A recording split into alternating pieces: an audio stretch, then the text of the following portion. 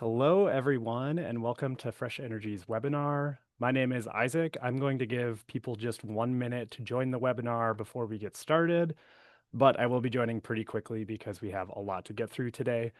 For those of you who have joined, I've opened up the chat, so if you want to leave your name and where you're joining us from today, that way we can see where people are coming from. And right above where you can chat your message, there should be a blue bubble that says everyone. Make sure that that says everyone. That sends your chat to everyone. If it says hosts and panelists, only we'll be able to see it. So feel free to chat your name and where you are joining from today. And with that, I'm actually going to get started because we have a lot to get through today. Hello, everyone, and welcome to Fresh Energy's webinar, Unpacking the Budget Reconciliation Law's Impacts on Minnesota's Clean Energy Future. I am your host, Isaac Kwam, and I'm going to start things off with a few housekeeping notes. First off, we are recording the webinar today, so you'll receive an email from me either later this afternoon or tomorrow with a link so that you can rewatch the recording. We do have a packed agenda. I'm joined by 5 of our Fresh Energy staff members today who have analyzed how the federal budget reconciliation law affects Minnesota's energy transition. You're going to hear from each of them for the next half hour, and then we are holding the entire second half hour of today's webinar for the Q&A. So you can submit any questions you want them to answer by using the handy little Q&A button at the bottom of your screen. And then if you click that, you can also see the questions that others have already asked, and you can upvote the questions that you also would like to see answered. And that way we can kind of gauge kind of which questions are popular and we should definitely answer. And finally, I do just want to share a quick disclaimer. This is a very big, complex law that we're talking about today, and we are still learning the full implications of how this budget reconciliation law is impacting Minnesota. So what we'll talk about today is up to date, but much of what we talk about may be subject to change as the full implications of this bill are worked out. So with that out of the way, for those of you who are new to Fresh Energy, welcome. Fresh Energy has been working on clean energy and climate policy issues here in Minnesota and throughout the Midwest for over 30 years. We're changing the world through bold policy solutions that move us to a just carbon-free future, and we're helping everyone who lives here end dependence on fossil fuels, electrify their lives, and build a healthy, clean energy economy where all can thrive. I've already introduced myself. My name is Isaac Kwam. I am the Senior Associate Writer and Editor on the Communications team, and I am joined by 5 of my colleagues today. I've got Alan Gleckner, our Chief Policy Officer, Anjali Bains, our Managing Director of Transportation, Eric Fowler, our Director of Building Performance, Brandon Isaacson, our Managing Director of Industry, and John Vaughn, our Managing Director of Community and Economic Development. You're going to hear from each of them today, and starting us off is going to be Alan. I'm going to hand it over to Alan to give a bit of background on the budget reconciliation law and then how it is affecting Minnesota's electricity sector. So Alan, handing it over to you. Thanks, Isaac. Welcome, everyone. We're glad to be here and have this conversation. So as you've probably heard and seen in all the alerts for this, we're talking about the budget reconciliation law that was signed into law on July 4th. The law, which prioritizes tax cuts for the wealthy at the expense of programs and services that support, among others, vulnerable populations, also includes devastating cuts to existing clean energy and clean technology programs and incentives. It's clear, though, that these changes will unequivocally harm Minnesota's economy, increase the cost of living for Minnesotans, lead to job cuts, negatively impact Minnesotans' ability to participate in the workforce, and significantly impact the state's burgeoning clean energy sector. So there's a lot there. But we've been analyzing how this law will affect our mission to equitably decarbonize 5 key areas of the economy. So we'll touch on electricity, transportation, buildings, heavy industry, and agriculture. And you'll be hearing from our programmatic staff in each of these areas during the webinar today to learn how the law is affecting our energy transition here in Minnesota. And it's important to remember that the full implications and ripple effects of this damaging law are yet to be truly seen. And there are also a lot of harmful things in this law that we don't have time to discuss on today's webinar about how it affects our energy transition. And we're also focusing only really on how it affects our mission to equitably decarbonize Minnesota. But that doesn't mean we're ignoring or minimizing serious harms to human rights, institutions, allies, all those things that are in here too. We're just focusing on the energy stuff today.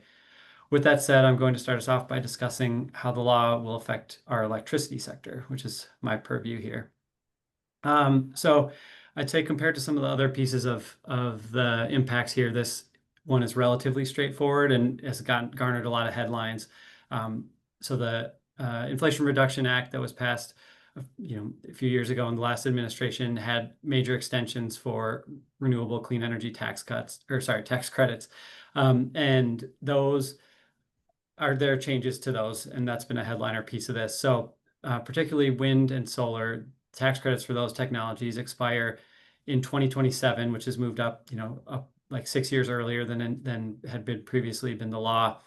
In addition, there was an executive order that came out after the law was passed that said that ordered the IRS to look at some sort of wonky under the hood guidance about how those tax credits are applied. The current kind of status quo with these type of tax credits is that when you commence construction or start construction, can qualify you for that date. And it's been so you can effectively like still get a 2027 tax credit for a project that might go in service in say 2029 or 2030. And that's been a key part of how tax credits have worked for these technologies in the past. But that guidance is going to be reevaluated by the IRS. And so that's coming in a couple weeks here is expected in August. And that's going to have a pretty significant impact on what the actual date of from practical effect, like when these projects can be in service and still qualify. So that's one of those TBDs here that we're really looking out for to really understand the impacts. A really terrible outcome would be like a retroactive application of that one that said projects that had commenced construction or basically the commenced construction rules before the law was passed, if those get retroactively changed, that could be really problematic because a lot of utilities and other companies were starting to qualify for safe harbor before the law passed. So we're going to keep an eye out for that. The other kind of key thing here is that storage, so like battery storage, other types of storage, geothermal, other technologies, their tax credits remain in place.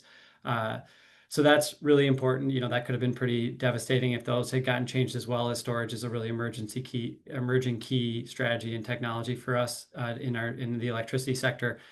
So that's some good news there. The one thing to note there is we're also anticipating from that same executive order IRS guidance on foreign content rules that would impact storage. And so kind of, again, another thing to look out for, how those shakeout could impact not the tax credits themselves, but where the storage components come from, which could really impact cost and timelines and things like that. So that's sort of another remaining piece there to look out for. Next slide, Isaac, is good. All right, so kind of where does this leave us? The good news is state policy is still the driver in the electricity sector for Minnesota and many other states, or at the regional level, our MISO market and transmission planning. So that is a little bit insulated from federal action.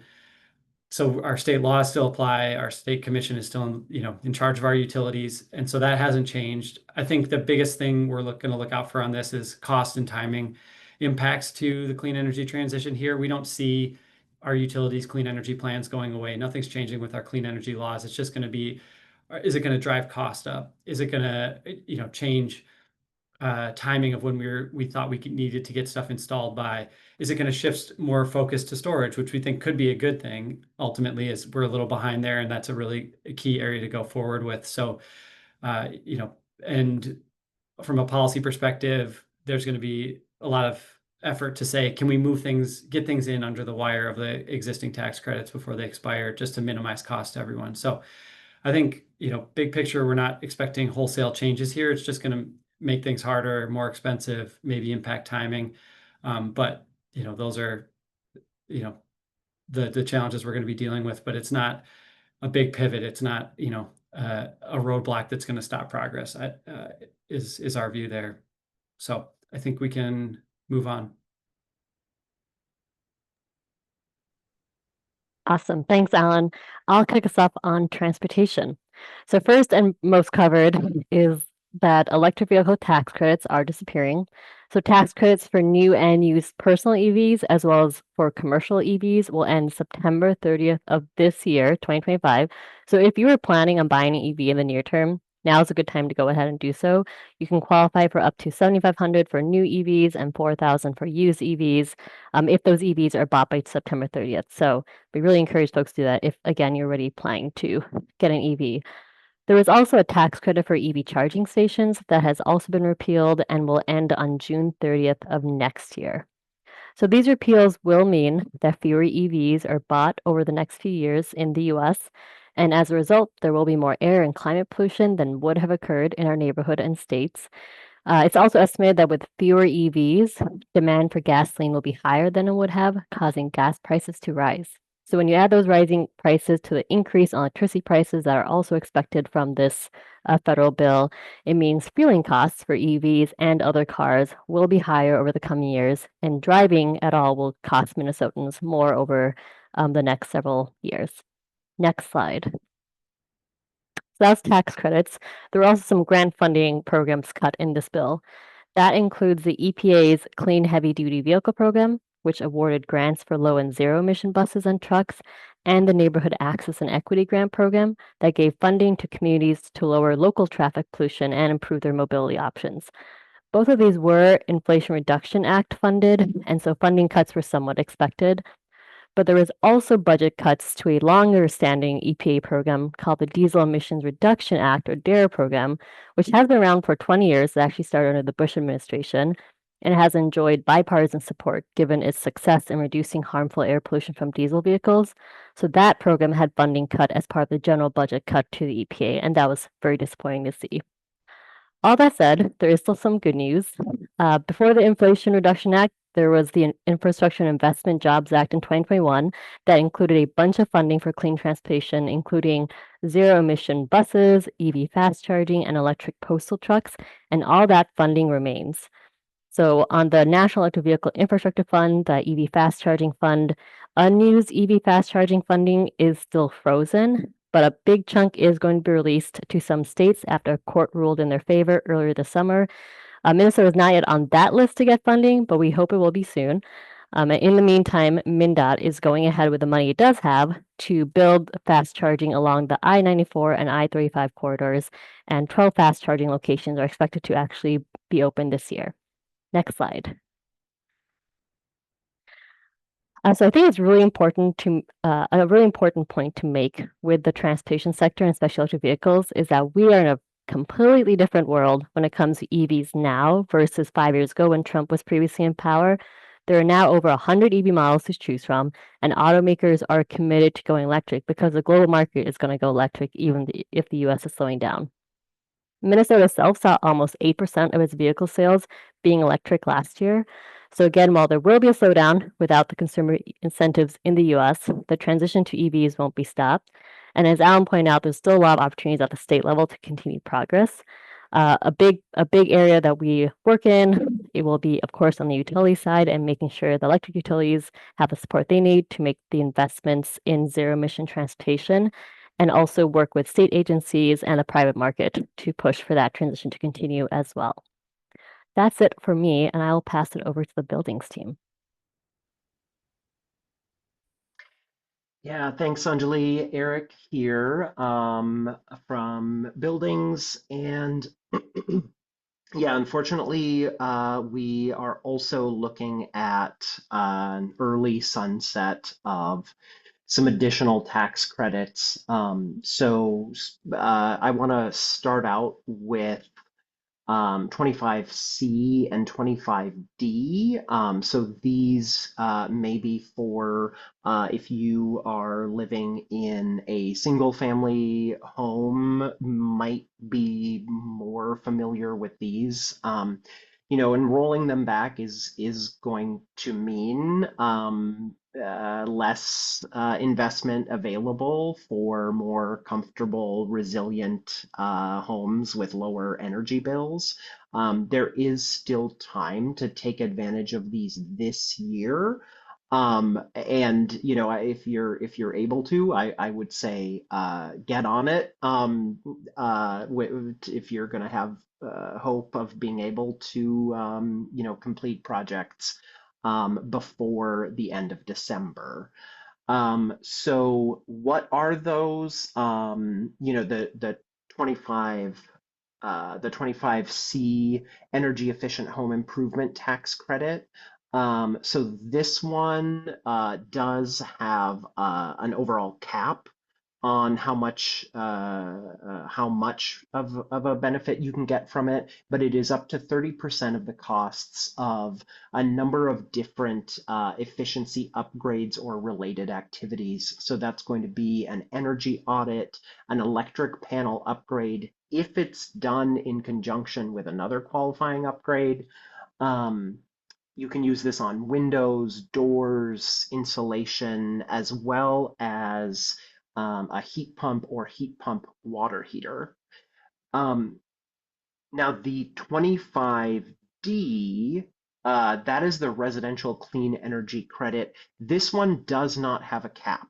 So it is only worth still that 30% of the cost for qualifying improvements, but it's 30% of whatever you spend. And this is the one that is going to cover solar panels, ground source heat pumps, solar water heaters, battery storage, whether or not it's combined with solar or on-site generation. So take note that the 25D credit can help you out with battery storage, whether or not that is in conjunction with another project. And again, both of these are done after December 31st, 2025. So there are some other tax credits that may be more applicable to builders, businesses, commercial building owners, and that's going to be 45L and 179D. These two tax credits are sunsetting June 30th, 2026. So a little bit more time to take advantage of these. That 45L gives $2,500 credit for builder of a Energy Star certified new home, or $5,000 for a Zero Energy Ready new home. And then the 179D, sorry, you know what? I called that a tax credit. That's wrong. 179D is a tax deduction. And that one can be used both for increased efficiency in new construction, as well as renovations of commercial or large multifamily properties. So 179D tax deduction available until June 30th, 2026. Let's go to the next slide. So I do want to highlight something, probably folks who are on here already know this, but I think it bears, a reminder that there are other resources still available that are not going away. So rebates that are not sunsetting are those from our utilities, right? We have the Energy Conservation and Optimization Act here in Minnesota. Depending on who your utility is, they have created a plan to invest in efficiency and, in some cases, electrification through those plans. So there is a link on here. You can check out CUB, the Citizens Utility Board. They have a list of utilities where you can look up your rebates. So those are not going away. So continue looking to utilities for support. A place where I will say let's cross our fingers is for the home energy rebates, which are being run by the state. I kind of hate to cast doubt on these, and I will say that they were not gutted. So this funding for these home energy rebates was not cut by the reconciliation package. However, there is potentially still some reason for concern given other federal interference. I think we are still hoping that those funds will start rolling out in 2025. But the big takeaway here is especially that it has not started yet, and it is not retroactive. So if anybody tells you that you can right now get access to one of those Inflation Reduction Act funded home energy rebates that are being implemented by the Department of Commerce, that is not true. They are not running yet.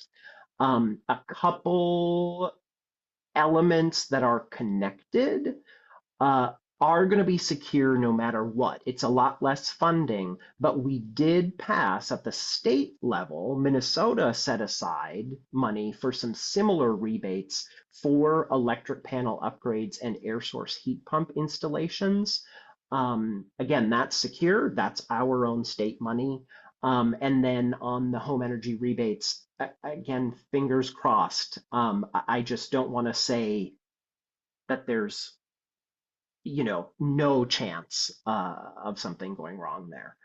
Um, One highlight that I'll end on before passing it on, because I know we have a lot of information packed into here, but one highlight to lift up is that the low-income housing tax credit was actually expanded, and this is a pretty major source of funds to incentivize construction of affordable housing. It is the funding for that is actually increasing 12%. And while it is a federal credit, it is actually awarded at state and local levels through a competitive bidding process, and the state and local governments who award these are able to design our own point systems, which means that we can also in Minnesota say we want these tax credits to go towards more sustainable projects, more efficient projects, and we get to decide that we are going to award more points for those. So we actually have some control over what we're incentivizing, and that is a good policy lever that we still have access to, even though the funds are federal. I'll also just say, I mean, this is a huge setback. And we know that all electric appliances are increasingly affordable and competitive with gas-powered equipment.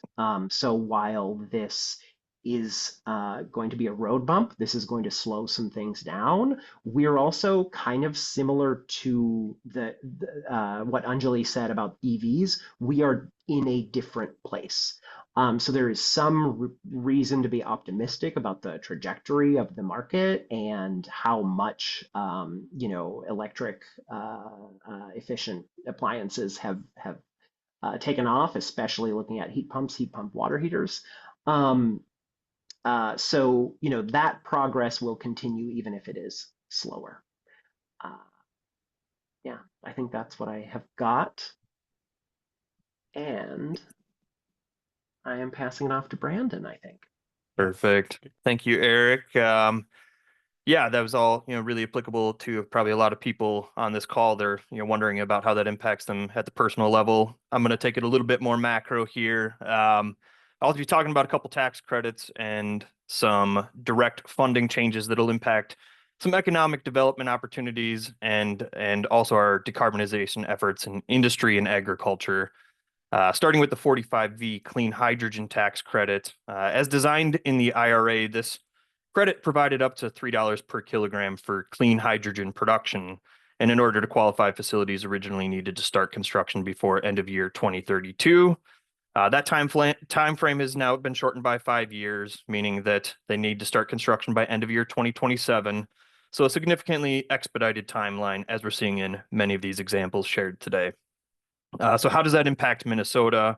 Well, clean hydrogen has significant potential for decarbonizing a variety of industrial processes, both as a clean fuel source and also as a chemical reducing agent. So you could say it's on the wish list for many of our efforts in the industry space decarbonization work. On the other hand, though, hydrogen is just purely a necessary feedstock for certain things like ammonia-based fertilizer production. So using that as just one example of local impacts, Minnesota farmers import around 600,000 metric tons of ammonia products per year. We don't produce any of it commercially here in the state. And as a result, these imports cost our farmers upwards of $1 billion a year annually, with significant price volatility as well. So nearly all those imports come from Gulf Coast states, and this is an important part as well, where those states are making ammonia with hydrogen produced from fossil fuels, primarily through a process called steam methane reforming. But fortunately, here in Minnesota, we've been doing really exciting work in developing clean ammonia products with clean hydrogen. We've got a lot of great research and pilot studies underway demonstrating success in both emissions reduction and cost-effective production of ammonia. So as a result, there's been growing interest in establishing distributed clean ammonia production facilities throughout Minnesota. And on top of reducing emissions within the ammonia industry, it could also enable rural Minnesota communities to create a more circular economy with local investment instead of import reliance. Unfortunately, the early termination of 45V would stifle this opportunity and many like it by removing critical planning and startup time for potential new manufacturers to build operations here in Minnesota, or at least to start building those operations. Next slide, please.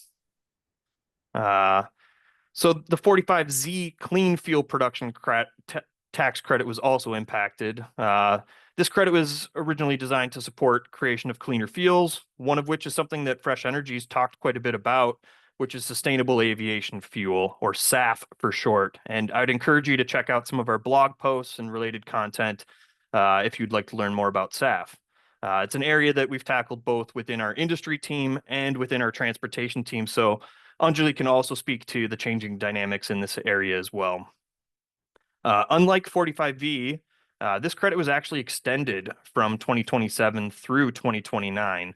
Unfortunately, the amount for the SAF credit in particular was cut almost in half. So that's actually dropping at the end of this year from $1.75 per gallon to $1 per gallon. So that adversely impacts Minnesota's efforts to build a global SAF hub here in the state. And it's further challenging the ability to just compete with lower cost traditional fossil jet fuels. Additionally, the federal budget also made dramatic cuts to EPA program funding, in particular IRA programs within that, including two major programs that will impact industry and agriculture and a variety of other spaces as well. These two programs in particular are the Greenhouse Gas Reduction Fund and the Climate Pollution Reduction Grants, which originally included commitments of around $25 billion cumulatively. All unobligated funds associated with these programs were immediately rescinded. With that, there's still a lot of unknowns and there's legal challenges trying to get to the bottom of if and how these funds might still get dispersed, what funds are obligated, what funds are not obligated, and we're expecting to see some battles there. Next slide, please. Despite all these changes, we are seeing some silver linings. So specifically to those funds that I was just talking about, I am happy to confirm that Minnesota will still receive $200 million in EPA funding that we have confirmed is intended to be obligated. These funds will be distributed through a program called the Climate Smart Food Systems, which is administered by the Minnesota Pollution Control Agency. So these funds are intended to improve the carbon footprint of Minnesota's agriculture and food and beverage systems by providing funding for technical assistance and implementation through a variety of targeted programs. I'm also happy to note that similar to a couple other notes earlier, some of our state programs are stepping up here. Minnesota's state-funded SAF credits will also remain available through June 30 of 2030. These provide a production credit of $1.50 per gallon, which will now be significantly more impactful than the federal credits, because if you remember, I mentioned that's dropping to $1 per gallon at the end of this year.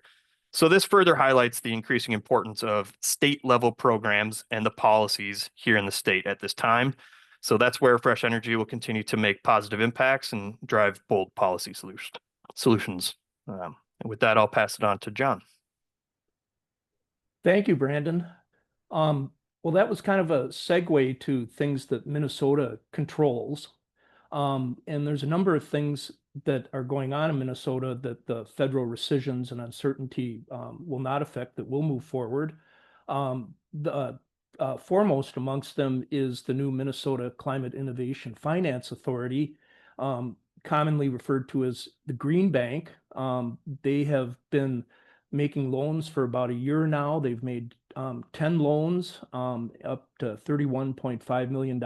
And if they follow the pattern of other renowned green banks, such as in Connecticut, New Jersey, or New York, they will grow into a very powerful financial force that's within the state and is controlled by the state. Some other examples of other programs, if you want to switch the slide, Isaac.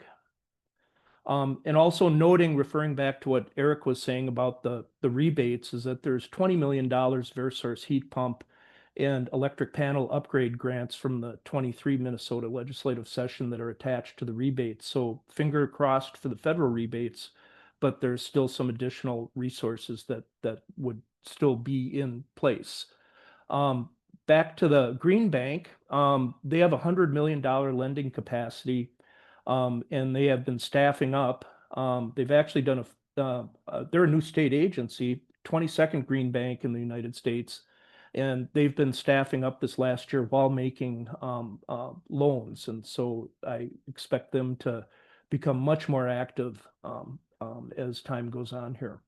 The Department of Commerce has expanded its Solar on Public Buildings grant to include the entire state, and they're partnering with CERTS, and they currently have a 15 million, 14.5 million RFP out that's on an expedited basis to ensure communities can capture the 30% direct pay rebate by December 31st for solar.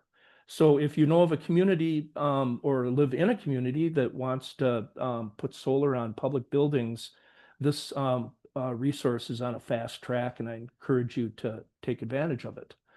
Solar for Schools, which actually predated the IIJA and the IRA, has been chugging along for about 5 years now, and they're up to 190 schools. Quietly, also a partnership with the Department of Commerce and CERTS. They have been quietly and determinedly moving forward with schools, and it seems to be picking up pace statewide. So I think there's a very bright future for that. And the MPCA continues to support the Climate Action Planning Grants program. These planning grants, they're $50,000, and they can really be a catalyst and a uniter of communities moving forward with plans and doing the community engagement to create the support for plans on a local level. So these are all some very notable programs that are not affected by the federal legislation. They're things that Minnesota controls and will enable Minnesota to keep leading from the north. And that's what I had. Great. Thank you so much, John. We are going to move to our Q&A session for the rest of the webinar now. And we haven't received a whole lot of questions from folks yet. We have some pre-submitted ones, but if you do have a question, now is a great time to ask it by using the Q&A button on the bottom of your screen. And while I'm giving folks just a minute to ask any questions they have, I know that Maggie from our development team would want me to give a really quick plug for our upcoming benefit breakfast. You can scan the QR code right now on your screen to register for our 10th annual benefit breakfast on September 30th. It will be at the St. Paul River Center again this year in person, and we will also be virtual as well. We'll be having a dynamic conversation with 3 Minnesota thought leaders and change makers about making clean energy and climate progress right here in Minnesota. So you can register now, and I hope to see you there. It's already coming up next month, if you can believe it. It's always a very fun event. So I hope that you can join us for that. And now I will shift gears for the rest of our webinar here for the Q&A session. And I'm going to draw from our list of pre-submitted ones. And my first question is from Alan. And I also think that this is for Alan as well, Alan. So we have a question from Alan who's asking, without the incentives, what do the business models look like for return on investment timelines from Alan? And I think what he's asking is, for investors, how have, the gutted tax credits for wind and solar projects, how has that impacted investment and timelines with wind and solar? Yeah, thanks, Isaac. And it's a good question because I think it gets to the nub of the issue here, which is really, that returns or investment strategies or anything like that with these kind of technologies is going to be, the timing is kind of that's the key thing now. And that's the thing I think everyone in the industry is waiting for to see how that safe harboring guidance shakes out, because that's really going to determine, like, do the projects need to be almost all the way built in 27, or is there a little bit of runway after that? And, these are pretty substantial tax credits. So these would be all built into financing models and plans for these types of projects. So it's a really key question. I think, there's probably a big shift to figuring out financing and deal structure and things like that for projects where folks know they're not going to be hitting those timelines.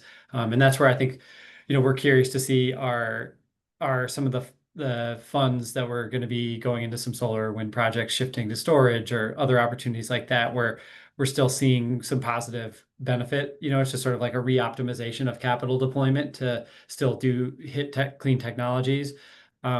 So it's a big question, not just for financing or investors on this stuff, but for utilities who are planning, for advocates like ourselves that are engaging in utility resource planning. We use optimization models that tell us, like, what should the generation mix look like going forward, and we're having to kind of wrestle with, like, how do we treat the tax credits and the timing in that way.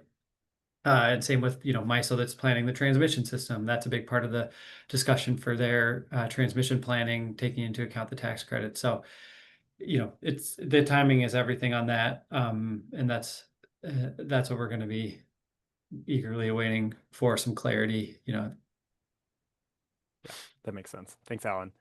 I also have a pre-submitted question here for Eric. And this person is saying that they're interested in the changes and impacts to homeowners' tax incentives for solar and electric vehicles. So I think they're just wanting more information about what are those sunset dates. And I'm seeing this asked in our Q&A again. Can you remind us of the sunset dates for some of those things that folks should know, as well as kind of what they need to know to ensure that they can get those tax credits before they run out? Yeah, unfortunately, the first thing I'll say is that I am not a tax preparer or tax attorney. And so may this be a place to start. But I certainly would not end your research at this webinar today. So the 25D and 25C tax credits, those are, you're going to get both of those by filling out IRS form 5695.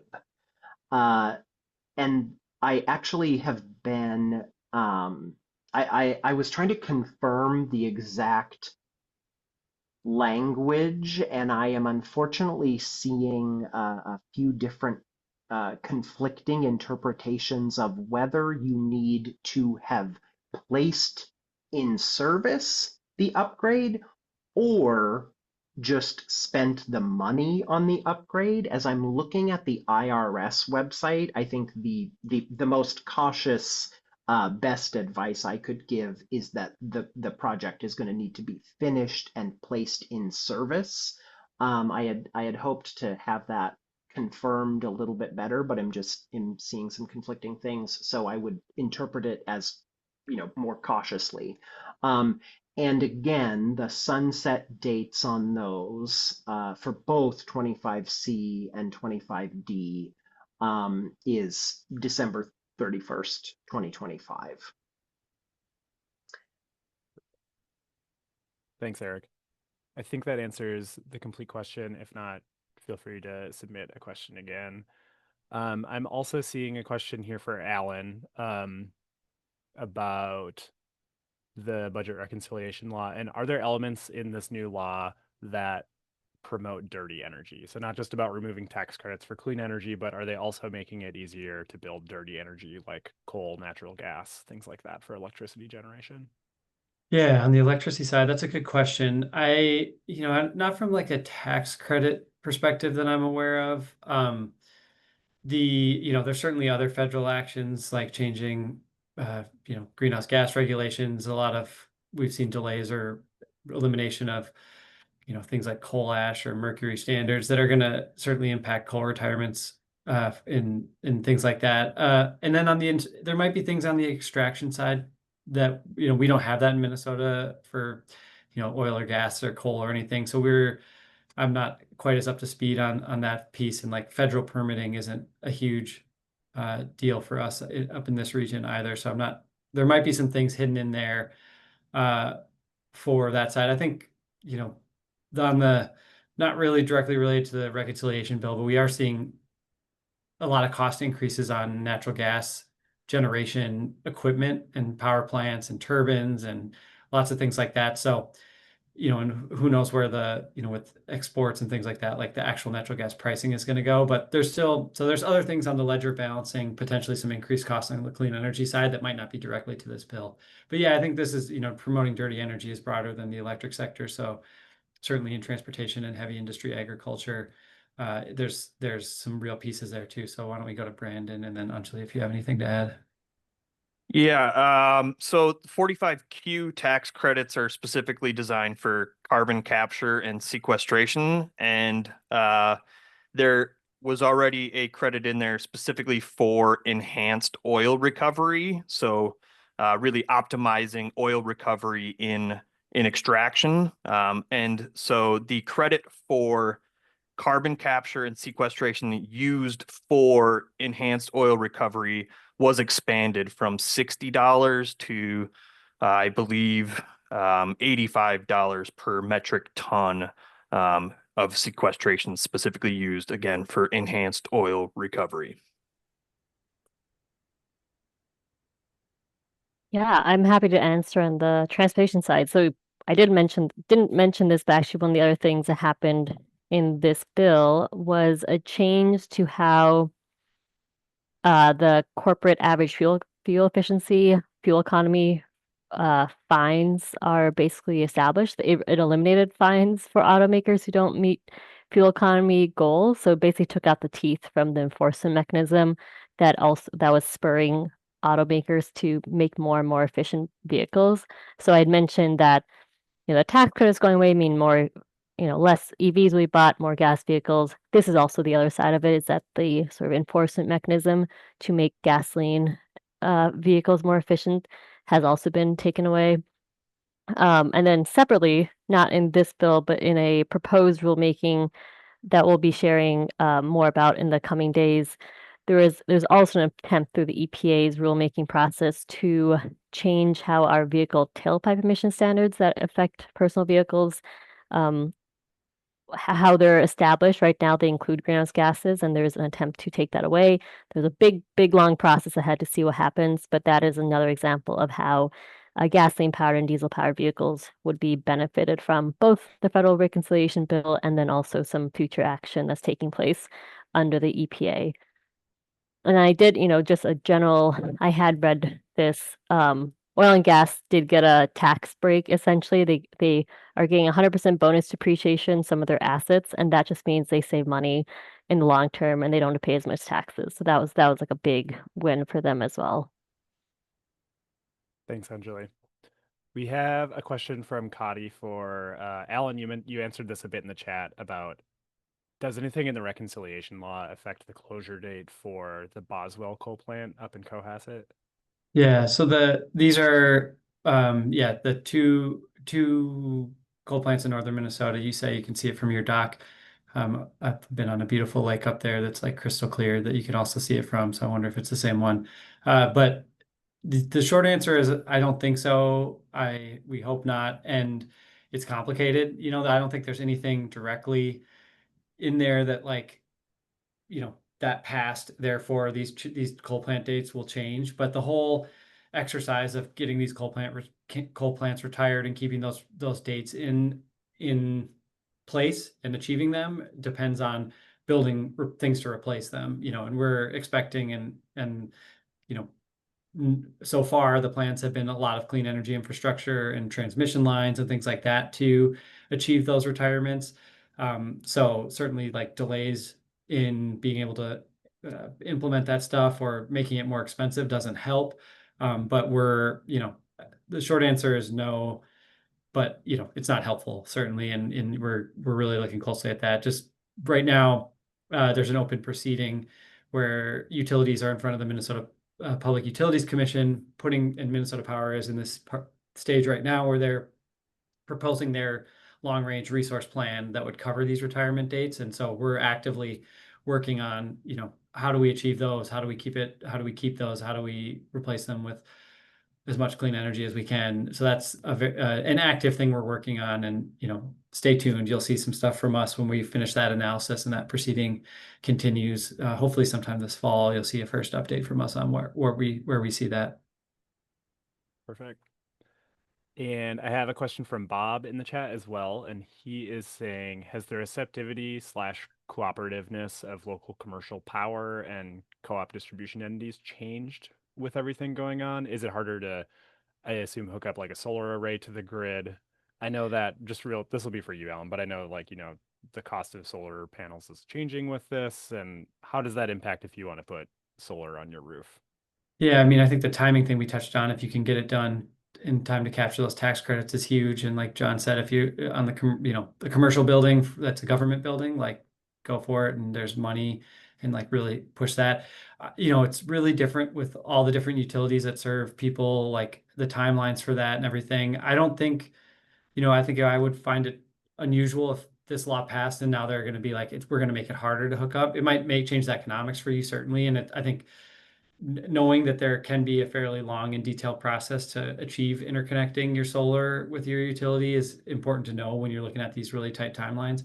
I guess I might quick ask John. John's spending a lot more time out in co-op territory and areas with some of these different utilities and talking with folks on the ground. I don't know if John, if you have experience in this industry, if you have a take there.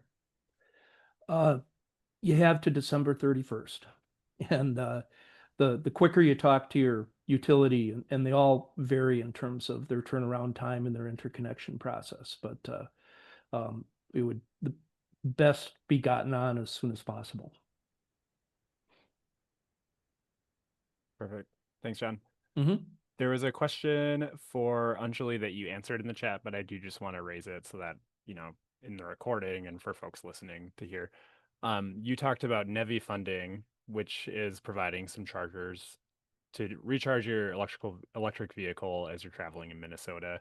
Do you know more about where those EV charging locations are along I-94 and I-35? Yes. So also thank to my teammate Nick for helping me out on this in real time. Appreciate that. So MnDOT actually has a NEVI, which stands for National Electric Vehicle Infrastructure. So it's that fast charging formula grant funding that passed in 2021. They have a landing page for that now, and it has a bunch of updates. So if you just Google search MnDOT NEVI, you'll find it. And if you scroll down, they have round 1 and round 2 grant awardees listed.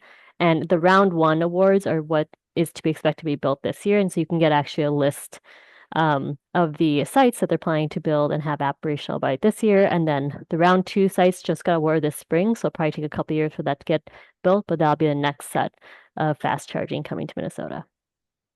Perfect. Great. Thanks, Joe. Yes. I have another question for Alan. And the question is, does this law impact hydro at all, like new hydropower in Minnesota for existing dams and new proposed ones by Natel, I think, and Connexus at the Coon Rapids Dam? I'm not familiar with that, but maybe you are, Alan. I'm not either, no. Okay. I don't have a great knowledge of hydro, but my sense is that there's nothing like big scale like on the table in Minnesota, really, given our resources, unless, and no one's really interested in building like huge, massive dams. So something in that area, I can't imagine would be like very very large and it might be a repowering or something like that. So apologies for not knowing more about that, but in general, there's not really an opportunity for large scale hydro in Minnesota anymore. And there's nothing in I think there's some general applicability to hydro in the tax credits, but yeah, it just hasn't, the main large hydro that is in Minnesota is either like legacy federal projects in the Dakotas or in Manitoba. And, so there's not really like if it's new, it's not around us, and so the tax credits don't apply. So no, I don't. I guess I would say short answer, no, there's not really like a hydro angle here. Okay, sounds good. And speaking of kind of clean technology, I know the new law has been pretty enhanced geothermal has been on the horizon. That's kind of like a new clean tech. Do you want to talk a little bit about enhanced geothermal and how the law changes that and how Minnesota can or can't use that new technology? Yeah, and we don't have all the answers on this one. It's pretty new, but from our initial read on this. But yeah, I mean, the good news is, or I guess stepping back, so enhanced geothermal is, traditional geothermal has been cited in like places that are geologically active. So typically out west are, using like thermal geologic stuff like vents and things like that, where it was like heat, a lot of heat close to the surface. So the idea behind enhanced geothermal is actually, ironically, using fracking technology or drilling technology that really has led to this crazy natural gas boom, where you can drill really deep, you can drill horizontally, you can kind of crack rock and expose tons of surface area. And the idea there is we can use that drilling technology to access heat that's a lot deeper or more dispersed, but then, pull it in and set up, heat loops. And then you use that heat to, I think, power turbines with steam. So it's, completely closed loop, like no new water, completely carbon free. So there's a ton to like there. And so we're really excited about it. I think a lot of nerds in this space are excited about it. And you might, if you're one of those people and you listen to podcasts, you probably heard about it there. Anyway, we're excited about that technology. It's still really new. It's getting deployed. I think we're really eager to see what are the timelines that they could get deployed in our region. And I think that's still a ways out, is what we're hearing. But you never know how fast those things can really take off. I think our very limited and early take on the geology aspect of it is that Minnesota has a lot of really hard granite bedrock, and would make us one of the hardest places to probably do this in the country, unfortunately. You could still do it, but you have to drill through really thick rock that would cost a lot of money and stuff. So, economics would suggest you do it elsewhere first. But again, that look at some basic geology suggests that to us that it's still very possible that in the eastern Dakotas, well, North Dakota, South Dakota, might have some really good or very viable geology for that. And then, of course, like North Dakota, where they're already deploying the stuff a ton, seems like a good fit too. So, we have interstate utilities. We're all connected in the same grid and region, and we already have a ton of renewables that we access from those areas too. So to us, it does definitely not a barrier that we might not be able to build it in state, but could have it in neighboring states. So we see that as really exciting. And the reason I think you're bringing it up is that tax credit was not sunsetted or reduced for geothermal. So that, and since that's an emerging technology, I think the tax credit's even more important there. So I think that's another silver lining to call out. Yeah. And for folks listening, if you haven't heard of enhanced geothermal before, we typically talk about geothermal as, clean heat and cooling for buildings. But Right. what we're talking about now is like a totally different scale, and you can actually use it for clean, firm electricity generation. Pretty exciting new thing. Brandon is nodding because he has a background in geology, so I know he knows a lot about it too. That's actually all of our questions that we've had today. We've been very, very efficient. So with that, I am going to wrap up our webinar. I want to thank everyone for joining us today. As I mentioned earlier, I'll be emailing a recording of today's webinar to your inbox either later today or sometime tomorrow. And I would like to thank everyone here. I'd like to thank Alan, Anjali, Eric, Brandon, and John for leading us through how this budget reconciliation law is impacting Minnesota's decarbonization efforts. Very big topic. It's a lot to cover in an hour, let alone a half-hour presentation about it. So I appreciate you guys walking us through. Thank you for joining, everyone. Have a great rest of your day.